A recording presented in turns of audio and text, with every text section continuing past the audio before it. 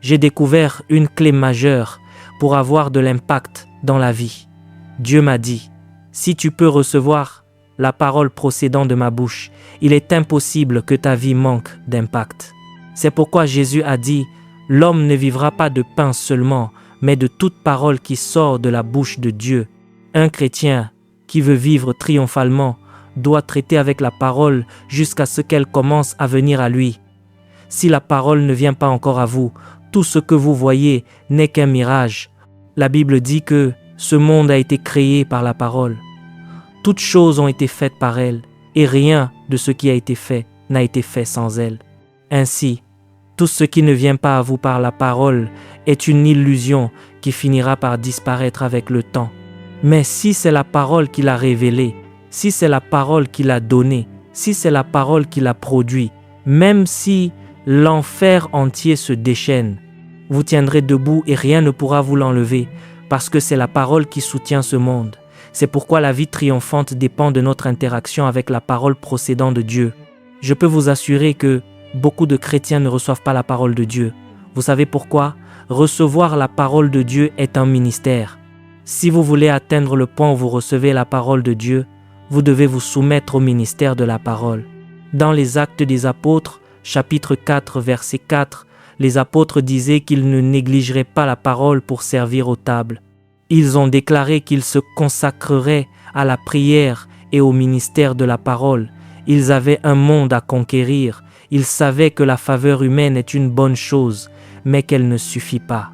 Ils savaient que toutes les autres forces auxquelles les hommes recourent sont bonnes, mais insuffisantes. La parole doit venir à nous. Ainsi, la chose à laquelle nous devons nous consacrer est la prière et le ministère de la parole. Chaque jour, la parole doit continuer à venir. Tant que la parole vient, la vie triomphante est une certitude que rien ne peut arrêter. Un chrétien qui veut marquer son époque doit donc comprendre le ministère de la parole. Il comporte 3 aspects. Le premier est l'engagement, le deuxième est la réception et le troisième est l'administration. Vous devez savoir comment vous engager avec la parole, comment la recevoir et comment l'administrer. Si vous maîtrisez ce triangle, vous découvrirez qu'il deviendra naturel pour vous de triompher. Il existe 4 façons fondamentales de s'engager avec la parole.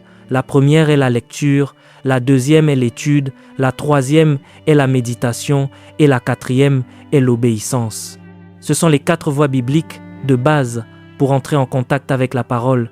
Dans la première épître à Timothée, chapitre 4, verset 13, Paul dit « Jusqu'à ce que je vienne, applique-toi à la lecture, à l'exhortation, à l'enseignement. » Il ajoute « Occupe-toi de ces choses, donne-toi tout entier à elles, afin que tes progrès soient évidents pour tous. » Il n'a pas dit « afin que tu puisses prospérer, car tu prospéreras forcément si tu le fais. » Il a dit que tes progrès seront manifestes pour tous.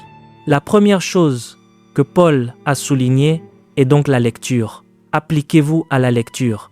Si vous voulez que la parole commence à venir à vous, vous devez d'abord prendre l'habitude de la lire.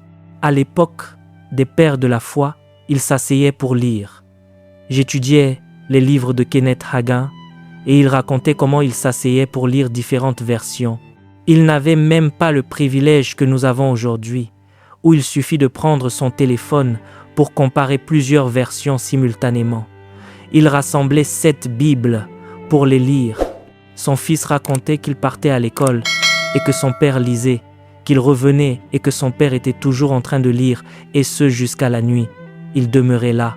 Après un certain temps, vous découvrez que vous lisez le texte écrit, le logos, mais la manifestation que votre vie commande dépasse la simple lettre. Vous vous présentez dans un lieu et les morts reviennent à la vie. Vous parlez et la vie des gens est transformée. Soudain, votre renommée se répand et les gens se demandent ce qui se passe. Lorsque la parole vous sature, elle déborde. Et lorsque la parole commence à jaillir, la création reçoit des ordres, car c'est le flux de la parole qui crée. Des opportunités peuvent être créées, la faveur peut être créée, et n'importe quel résultat contenu dans la parole peut commencer à s'exprimer. Mais le problème est que beaucoup ne lisent pas. C'est une génération distraite. Avant de poursuivre cette vidéo, nous aimerions vous partager un message important. Si cette chaîne vous bénit, si les enseignements des différents prédicateurs fortifient votre foi et que vous aspirez à aller plus loin avec Dieu, nous vous recommandons vivement notre livre « Les généraux de Dieu ». Dans ce livre, vous découvrirez les habitudes spirituelles, le parcours, la consécration, les sacrifices et les principes bibliques qui ont marqué la vie des plus grands hommes et femmes de Dieu. Vous comprendrez également comment la puissance de Dieu s'est manifestée dans leur ministère et surtout, comment appliquer ces vérités bibliques dans votre propre vie afin de développer une relation plus profonde avec le Seigneur. Le lien pour vous procurer le livre se trouve dans la description de cette vidéo ainsi que dans le commentaire épinglé. Nous croyons sincèrement que cette lecture sera une source d'encouragement, d'inspiration et de croissance pour votre vie spirituelle. Merci pour votre soutien et votre fidélité à cette chaîne. Maintenant, revenons à notre enseignement. Vous prenez votre téléphone, vous restez assis pendant 7 heures à regarder des images qui n'ont aucun impact sur votre destinée, puis vous espérez triompher dans un monde de démons. La Bible appelle le diable le Dieu de ce siècle. Lorsqu'un chrétien a de l'impact, cela signifie qu'il a réduit le diable à l'impuissance. Le diable le hait, mais il ne peut rien y faire. Par la puissance du Saint-Esprit, le chrétien impose sa domination. C'est ainsi que nous régnons ici-bas. Ce monde est rempli de cruauté et de ténèbres. Est-ce un monde où l'on peut rester assis à regarder des films pendant 4 jours en une semaine en espérant avoir de l'impact, en pensant que tout est question de chance et de hasard? Lorsque les démons se manifestent, vous découvrez que la connaissance passive que vous avez ne peut pas faire face à leur règne. Appliquez-vous à la lecture. Ensuite, Paul dit de s'appliquer à l'exhortation et à la doctrine. C'est l'ensemble de ce qui constitue l'étude. Lorsque vous étudiez, vous prenez le temps de lire en profondeur pour comprendre le contexte, puis vous écoutez ceux qui connaissent mieux le sujet afin d'entendre leur perspective. Lorsque vous suivez l'exhortation et la doctrine, vous avez une étude solide. C'est la deuxième façon de s'engager avec la parole. Lorsque vous vous engagez dans l'étude de la parole, vous découvrez que vous commencez à avoir de l'autorité. La lecture vous donne la perception, mais l'étude vous donne la compréhension. Et dans la compréhension, il y a l'autorité. Mais vous ne vous arrêtez pas là. Vous entrez ensuite dans la méditation. Dans le livre de Josué, chapitre 1, verset 8, il est dit que ce livre de la loi ne s'éloigne point de ta bouche. Ce n'est plus seulement sous vos yeux, c'est dans votre bouche. Ainsi, ce que vous avez vu, ce que vous avez entendu et ce que vous avez étudié, vous devez maintenant le déclarer et vous en nourrir. C'est dans la méditation que la parole se fait chair. Quand un chrétien veut être victorieux, il prend l'habitude de proclamer la parole, pas seulement lorsqu'il doit prêcher aux autres, mais en se la parlant à lui-même. Notre problème est que lorsque nous sommes face à une assemblée, nous devenons des prédicateurs éloquents. Mais quand nous nous réveillons chez nous, nous ne nous parlons pas de la parole. Quand nous allons dans le lieu de prière, nous ne nous proclamons pas la parole. Et parce que nous ne mangeons pas la parole ne devient pas chère en nous. Pourtant, la gloire de la parole se manifeste lorsqu'elle est faite chair. Il est écrit, et la parole a été faite chair, et nous avons contemplé sa gloire. Si vous voulez que la gloire de la parole se manifeste, la parole doit devenir chair. Et la manière dont la parole devient chair, c'est en vous la parlant à vous-même. Lorsque vous vous parlez de la parole, vous la mangez. Et si vous la mangez, après un certain temps, son parfum s'échappera de vous. C'est la pratique d'une vie triomphante. Asseyez-vous avec cette parole. Lisez-la, méditez-la, ruminez-la pendant longtemps. Après un moment, vous découvrirez que même votre structure moléculaire commence à changer. Car au fur et à mesure que la parole entre en vous, elle vous inonde d'abord, elle vous transforme d'abord, puis elle commence à vous fortifier afin que vous puissiez changer votre monde. Mangez-la. C'est cela, la méditation. Lorsque vous faites cela pendant un certain temps, la parole commence alors à vous parler.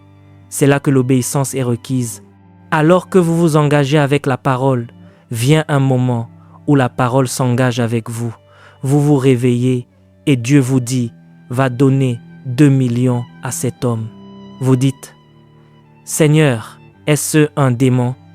Je viens de gagner 2 100 000. Tu ne m'as pas demandé de donner le surplus.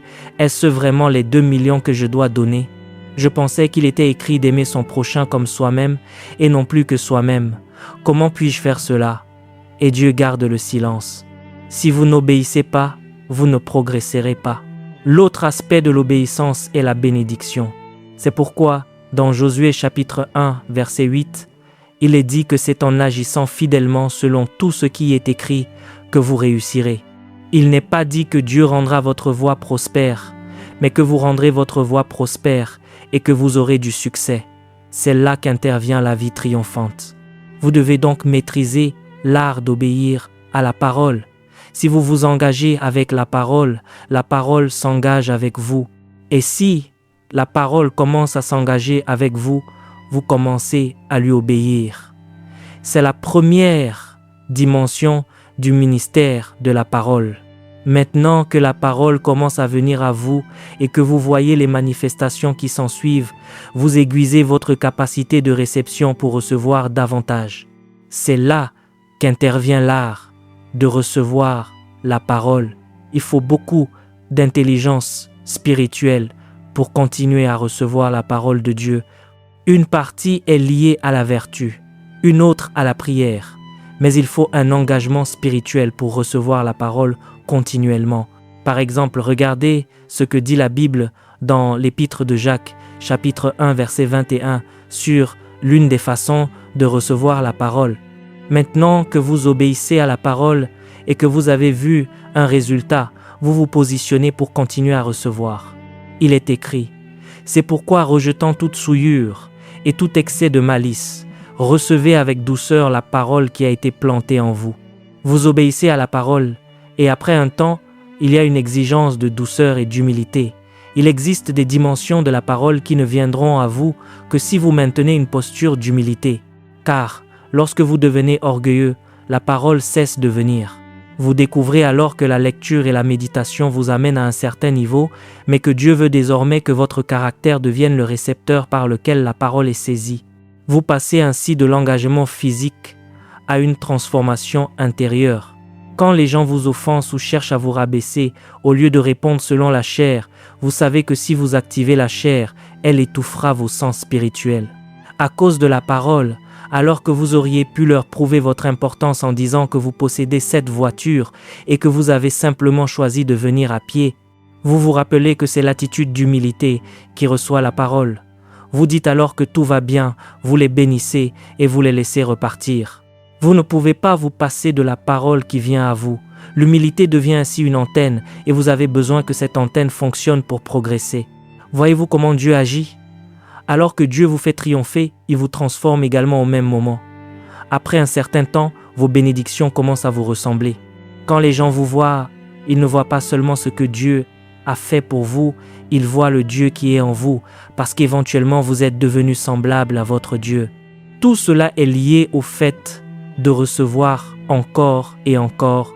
Lorsque les gens vivent triomphalement, ils maîtrisent le domaine de la parole. Leur monde est éclairé. Vous ne pouvez pas marcher dans les ténèbres et prospérer. Dans le livre de Job, chapitre 29, verset 4, il est dit « Que ne suis-je comme au mois du passé, comme au jour où Dieu me gardait, quand sa lampe brillait sur ma tête et que sa lumière me guidait dans les ténèbres. Quand vous voyez des hommes prospérer, quelles que soient les circonstances, c'est parce que des paroles leur parviennent avant même que certaines situations ne surviennent. Certaines personnes ont déjà reçu une parole. Elles ne reçoivent pas leurs informations des journaux télévisés ou des médias locaux. Elles reçoivent leurs nouvelles du ciel. Dieu les a avertis 2 ans à l'avance en leur disant de commencer à agir parce que quelque chose allait changer. Et lorsque les événements se produisent, elles comprennent enfin la raison des instructions divines. Mais certaines personnes seront toujours prises au dépourvu parce qu'elles n'entendent pas la voix du ciel.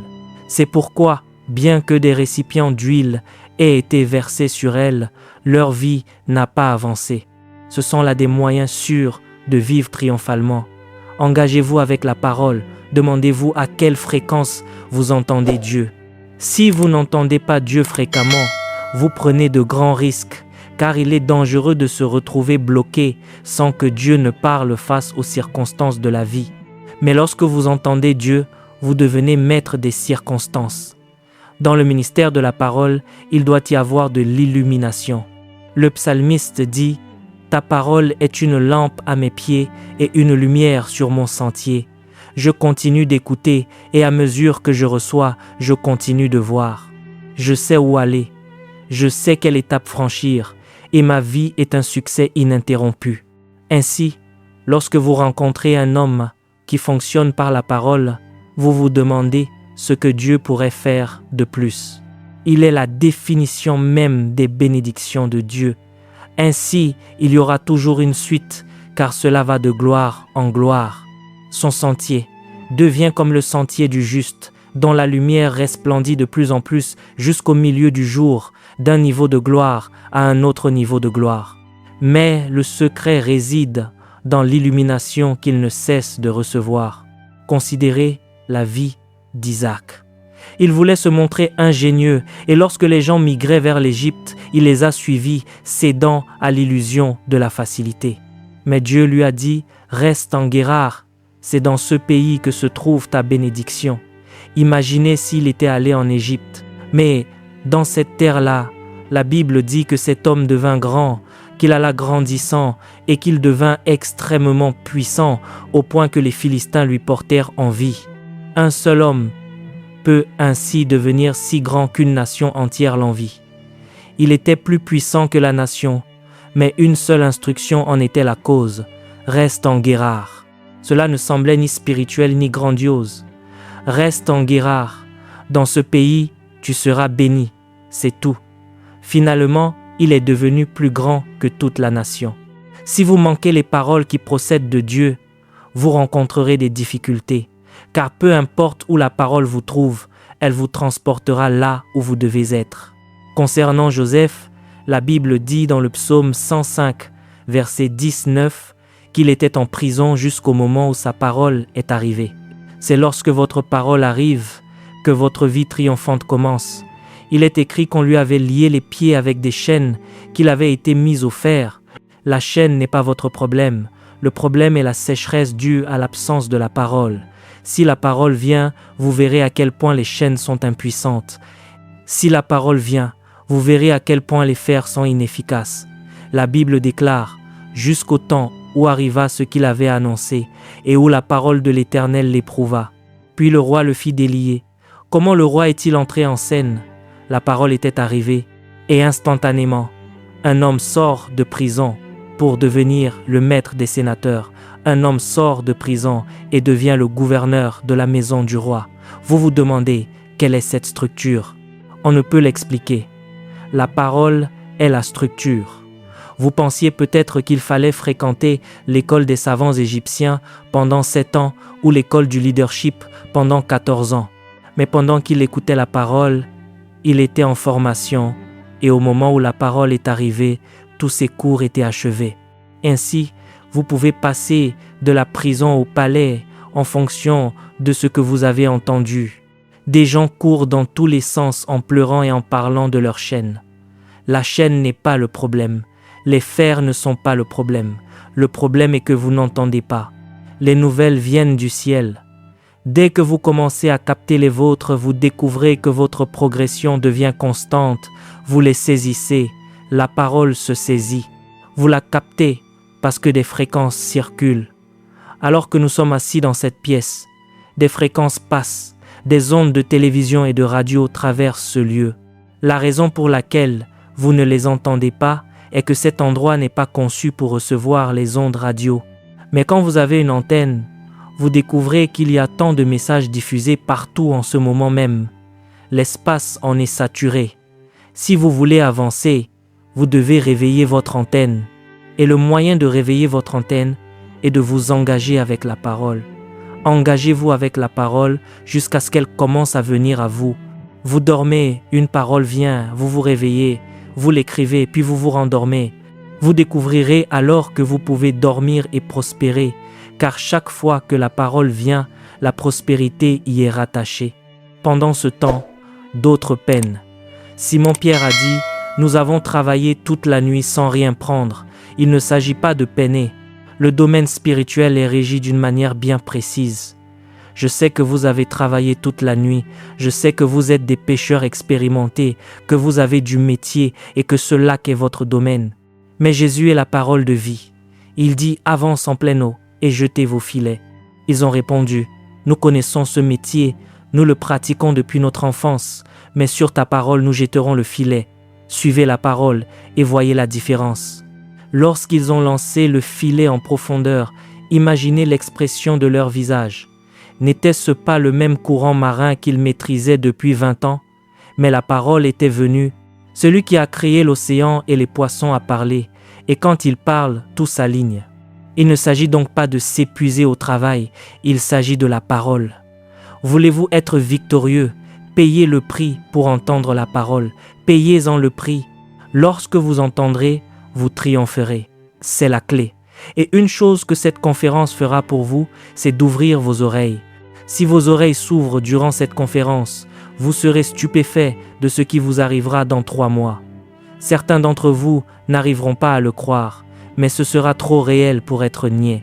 Si vos oreilles sont ouvertes, vous serez émerveillés. Jusqu'au moment où sa parole est venue, il est dit que la parole de l'Éternel l'a éprouvé. C'est l'illumination. La première chose qui se produit lorsque vous commencez à traiter avec la parole, c'est que votre mentalité est élevée. C'est la première dimension de l'illumination. Car pour certains d'entre nous, Satan n'est même pas directement impliqué.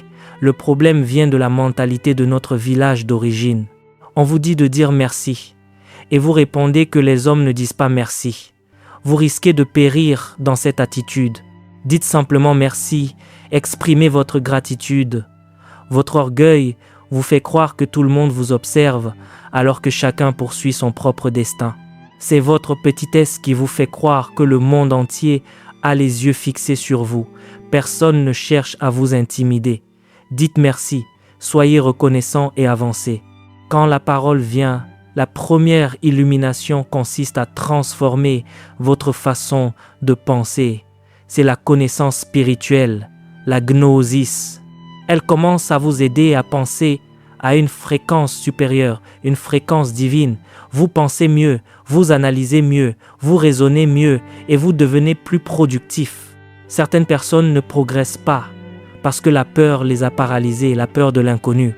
Elles se disent que la première personne de la famille est morte à 35 ans, la deuxième à 34 ans et qu'étant arrivée à 33 ans, elle hésite à entreprendre quoi que ce soit.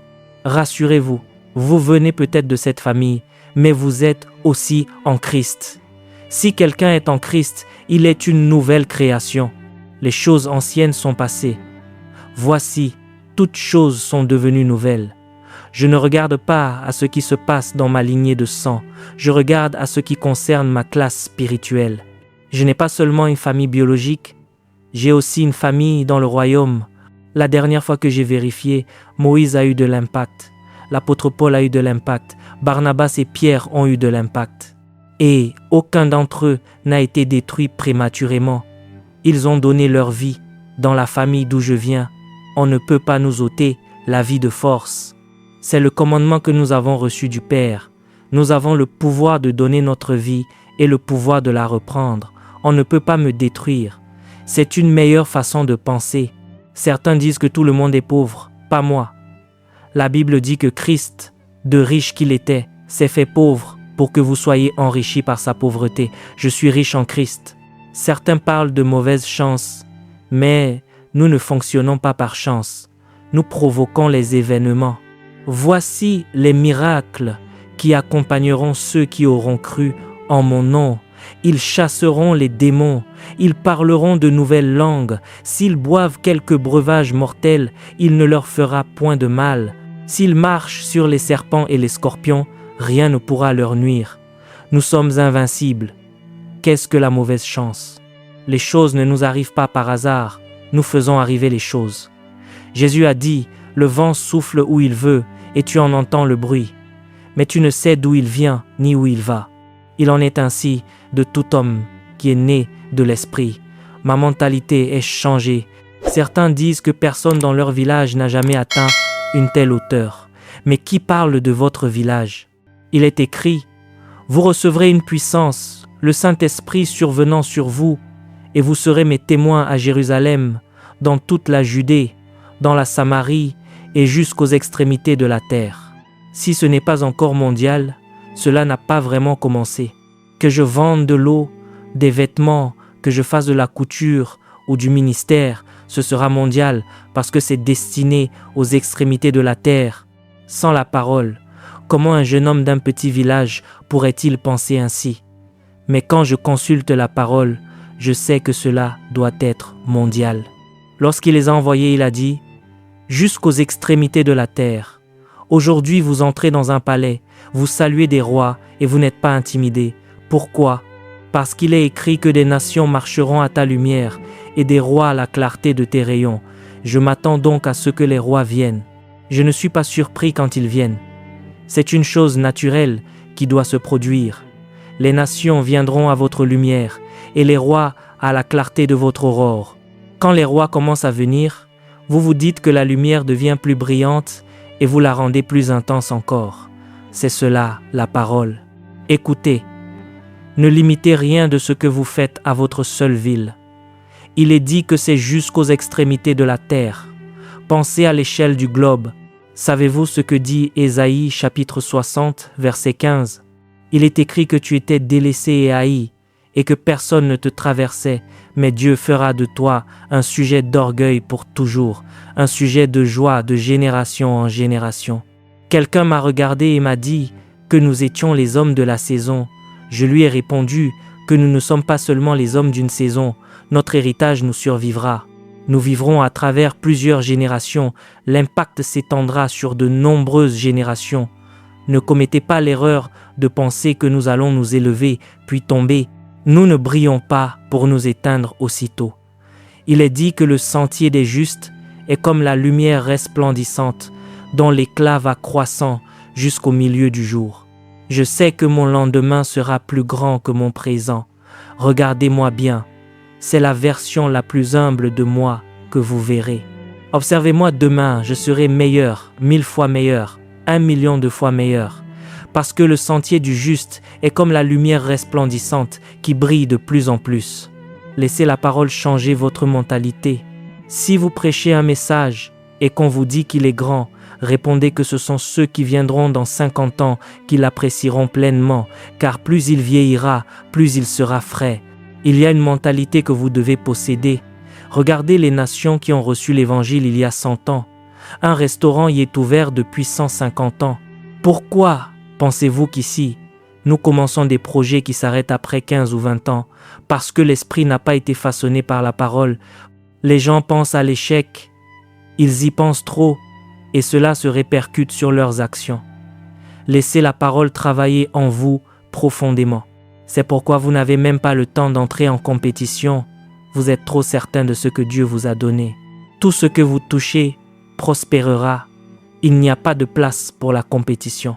Si d'autres réussissent, réjouissez-vous pour eux, célébrez-les, mais gardez les yeux fixés sur votre propre course.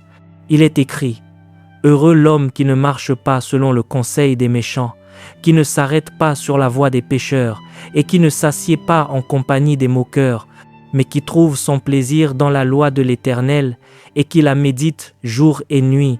Il est comme un arbre planté près d'un courant d'eau qui donne son fruit en sa saison. Rien en moi ne peut échouer. » C'est une mentalité qui vient de la parole. Personne ne m'aurait enseigné cela si ce n'est la parole. Et lorsque vous marchez selon elle, elle produit simplement ses effets. Vous menez ainsi une vie glorieuse, triomphant d'un niveau à un autre. Je le prophétise sur quelqu'un, votre vie va de gloire en gloire. Asseyez-vous un instant. Laissez vos peurs derrière vous. Ces craintes sont nées de mauvaises informations que vous avez reçues et méditées pendant trop longtemps. Méditez plutôt la parole et contemplez la gloire qui en découle. Et ce n'est que le premier niveau, le renouvellement de l'intelligence. Il existe 4 autres niveaux. Il y a le niveau de la prise de conscience spirituelle. À ce stade, la connaissance ne reste pas seulement mentale. Vous devenez conscient de ce qui réside en vous. La parole apporte une dimension où la conscience de votre héritage s'éveille. Car si vous réalisiez pleinement ce qui a été déposé en vous, votre perception changerait instantanément. Qu'est-ce que l'enlèvement? C'est une transfiguration, une élévation à votre paroxysme où cette terre ne peut plus vous retenir. Vous ne possédez pas simplement la lumière, vous devenez lumière. Plus vous connaissez la parole, plus vous devenez semblable à Christ. Si vous laissez la parole agir, un moment viendra où ce corps matériel sera transfiguré. Paul disait que nous gémissons dans cette tente, désirant être revêtus de notre demeure céleste. L'apôtre savait qu'il existe un niveau où le domaine spirituel prend le dessus. Voilà ce que vous portez en vous. Ainsi, lorsque le Saint-Esprit vous élève par la parole, vient un moment où vous devenez conscient de votre autorité. Vous réalisez simplement que votre main porte la guérison. Si vous imposez les mains aux malades, ils sont guéris. Si vous appliquez vos mains à une entreprise, elle prospère. Vous devenez simplement conscient d'une réalité qui a toujours été là. C'est ce que traduit le passage de la deuxième épître aux Corinthiens, chapitre 5, verset 17. Si quelqu'un est en Christ, il est une nouvelle créature. Les choses anciennes sont passées. Voici, toutes choses sont devenues nouvelles. Ce mot « voici » est essentiel. Il vous invite à prendre conscience que tout est devenu nouveau. C'est un degré supérieur d'illumination. Lorsque la parole commence à venir à vous, votre vie s'élève à mesure que votre conscience s'éveille. Et plus cette prise de conscience devient fréquente, plus votre progression est rapide. J'écoutais le témoignage d'Oral Roberts. Il racontait qu'il priait pour les malades sans voir de résultats. Puis il a eu 4 rencontres spirituelles. Après cela, il s'est assis un jour dans son salon et s'est soudainement rendu compte qu'il était loin. Il est devenu conscient que la puissance de Dieu résidait dans sa main. Dès lors, lorsqu'il percevait cette puissance, il disait aux malades de s'avancer, quelle que soit leur pathologie. Après avoir prêché, il s'asseyait, sachant que sa main portait cette présence divine, et lorsque les gens recevaient l'imposition des mains, ils étaient guéris. Tout cela était lié à une prise de conscience. Dans la première épître de Jean, chapitre 5, versets 11 à 13, il est écrit que Dieu nous a donné la vie éternelle et que cette vie est dans son Fils. Celui qui a le Fils a la vie. L'apôtre écrit ces choses afin que vous sachiez que vous avez la vie éternelle. Ce mot « savoir » signifie devenir pleinement conscient. Quelqu'un assis ici peut prendre conscience aujourd'hui qu'il est appelé à la prospérité et il sera surpris de la manière dont ses affaires vont basculer.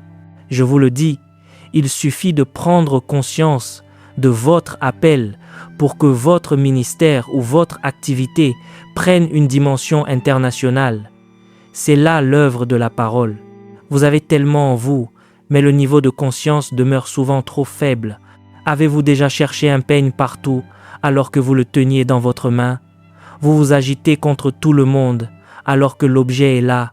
Puis, soudainement, vous en prenez conscience. Quelqu'un ici va prendre conscience de sa réalité spirituelle. Et vous n'avez pas besoin d'avoir 50 ou 80 ans pour cela. Vous pouvez en prendre conscience sur les bancs de l'université à 21 ans et commencer à impacter votre monde dès cet âge. Vous pouvez aussi en prendre conscience à 90 ans, alors que l'on vous croit au soir de votre vie, et déclarer que vous n'êtes pas prêt de partir parce qu'il reste encore tant à accomplir. Ce vase doit être vidé avant de quitter ce monde. Vous devez achever votre course, et tant qu'elle n'est pas terminée, la mort ne peut vous toucher. Grâce à cette conscience, la mort elle-même doit reculer. N'avez-vous pas lu le récit de Siméon? Cet homme ne pouvait pas mourir parce qu'il était conscient d'être le dépositaire d'une promesse pour sa génération. Au moment où il a pris l'enfant Jésus dans ses bras, il a dit « Maintenant Seigneur, tu laisses ton serviteur s'en aller en paix, car mes yeux ont vu ton salut. » Cela signifie que la mort s'était présentée et avait dû patienter jusqu'à ce qu'il reçoive cette prise de conscience. Si vous avez 80 ans, qui vous a dit que votre heure était venue? Lorsque vous êtes conscient qu'une nation attend encore votre bénédiction, la mort doit attendre l'accomplissement de votre mission. Lorsque Dieu veut vous élever et vous faire vivre victorieusement, la parole éveille votre conscience et quelqu'un va prendre conscience du niveau supérieur. Vivez triomphalement. Ne laissez pas le diable vous séduire et vous étouffer par l'anxiété. Nul ministère, nulle œuvre inspirée par Dieu ne prend fin prématurément. Rien de ce qui vient de Dieu ne s'éteint. Dieu ne faillit pas et il ne réside pas seulement dans les cieux, il habite en nous. C'est le mystère caché de tout temps. Christ en vous, l'espérance de la gloire. Notre vie va donc de gloire en gloire. Rien ne s'arrête. Lorsque notre tâche est accomplie, nous transmettons cet héritage à la génération suivante. La défaite et la fin n'existent pas dans notre marche. Avez-vous de la maladie dans votre corps? Ces vérités sont le sujet de mes méditations spirituelles. Mon souhait est que la génération future saisisse ces réalités le plus tôt possible. Je veux voir des jeunes de 15 ans rassembler des foules dans des stades pour des réunions de réveil, s'avancer avec simplicité et proclamer que le Saint-Esprit les a envoyés, démontrant ainsi la puissance de Dieu.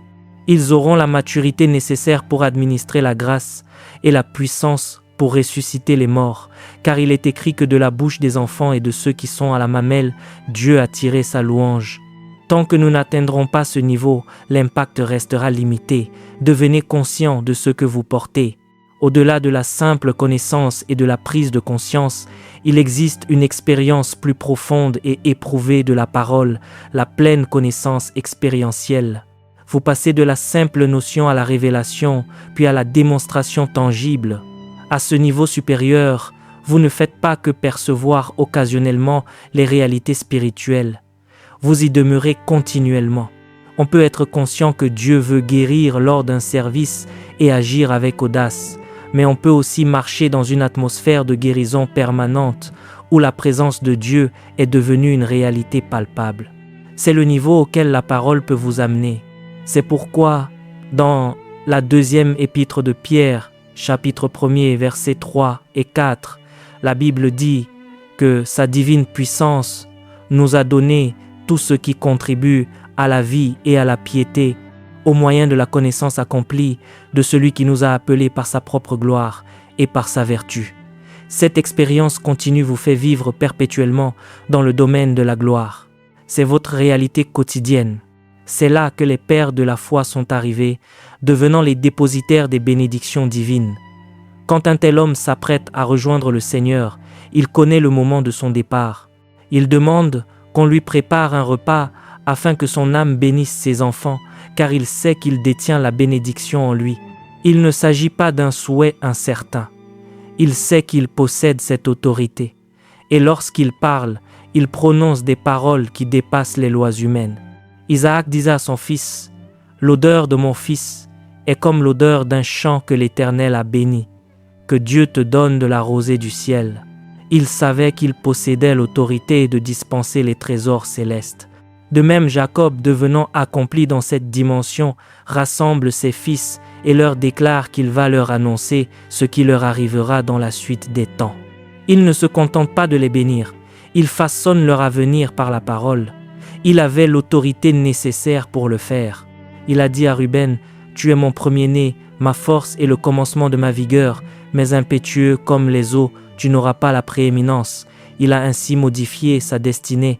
Mais plusieurs siècles plus tard, un homme nommé Moïse survient et déclare que Ruben vive et qu'il ne meure point. Des hommes ont ainsi infléchi le cours des générations par la parole. L'un avait restreint la destinée de Ruben, l'autre la réhabilite parce qu'il opérait dans la même sphère d'autorité spirituelle. Jacob a déclaré que le sceptre ne s'éloignerait point de Juda, jusqu'à ce que vienne le Shilo. Il a ainsi déterminé la lignée de laquelle le Messie allait naître. Tout cela découle de la pleine connaissance expérientielle de la parole, et c'est ce que Dieu désire pour chaque chrétien. Nous devons tous être reconnus par une dimension spirituelle précise, la sagesse, la puissance, la proclamation. Chaque fois que le corps de Christ recherche une grâce particulière, elle doit être accessible à travers vous. Une nation entière se mourait dans une famine terrible. Il n'y avait plus de ressources. Le roi était désemparé et les gens en étaient réduits à des extrémités dramatiques. Lorsqu'ils ont réalisé qu'aucune loi économique ne pouvait résoudre la crise, ils ont cherché Élisée. Comment savait-il qu'il avait une solution? Le prophète a simplement déclaré « Demain à 7 heures, on aura une mesure de fleur de farine pour un cycle et 2 mesures d'orge pour un cycle. » Que savait-il que les autres ignoraient? Savez-vous ce que signifie transformer l'économie d'une nation en une journée? Il possédait une révélation supérieure. Lorsque vous entrez dans cette dimension de la parole, votre vie devient le canal d'un fleuve éternel. Et c'est ce que la parole peut accomplir en chacun de nous. Vous n'avez pas besoin d'être un prophète de métier. Il suffit de naître de la parole et de la laisser déployer son autorité à travers vous. Quand on vous prédit la faillite d'un projet, vous pouvez répondre avec assurance que cela est impossible, car vous vous appuyez sur une vérité supérieure que vous connaissez fermement. C'est cela, la vie chrétienne. La première force spirituelle pour une vie victorieuse est l'illumination. Refusez de marcher dans les ténèbres. Soyez éclairés, et la clé réside dans la parole. Saisissez la parole jusqu'à ce qu'elle devienne une lumière vive pour vous. Le christianisme n'est pas une simple religion, c'est la vie divine s'exprimant à travers l'humanité, Dieu manifesté au travers d'un vase de terre. Si vous souhaitez apprendre à traduire des vidéos comme celles que vous voyez sur cette chaîne, même sans expérience, grâce à l'intelligence artificielle, ou simplement créer votre propre chaîne YouTube pour partager votre message avec le monde, écrivez au numéro qui s'affiche à l'écran